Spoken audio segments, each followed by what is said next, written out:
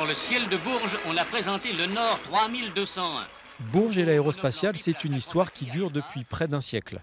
10 ans après la fin de la Grande Guerre et les premiers exploits de l'aviation militaire, Henri Laudier, alors maire, décidait de construire une école de pilotage. Inaugurée le 1er juillet 1928, René se souvient. C'était un grand jour pour Bourges et pour tout le monde, parce que c'était l'inauguration de l'aérogare, le premier qui existait, qui a été commandé par Henri Laudier, à l'instance de Marcel Eglen, pilote d'essai. C'est grâce à ces deux personnes-là, d'ailleurs, que l'aéroclub a été formé par la suite. Et pour célébrer cet anniversaire, rien de tel qu'une pièce rare, ce Nord Atlas entièrement fabriqué à Bourges entre 1949 et 1956 a fait tout spécialement le déplacement de Marignane, un moment d'émerveillement pour les jeunes pilotes locaux.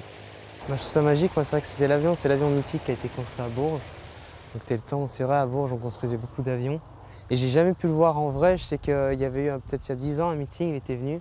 Et moi j'ai pas pu, j'avais 12 ans et j'étais pas là à ce moment-là. Mais l'aéroport de Bourges, c'est aussi un tournant de l'économie locale. Il y a eu des hauts et des bas, bien entendu.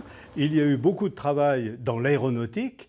Et ensuite, il y a eu des périodes un peu plus difficiles. Et dans les périodes difficiles sont arrivées des choses que l'on ne savait même pas comment les appeler. Ça s'appelait les engins. Ça va devenir les missiles. Et l'usine va devenir une usine avions et missiles, mais progressivement une usine missile. D'autres présentations d'avions modernes et anciens sont prévues. Pour découvrir ou redécouvrir toute l'histoire de cet aéroport, les visiteurs sont les bienvenus ce dimanche.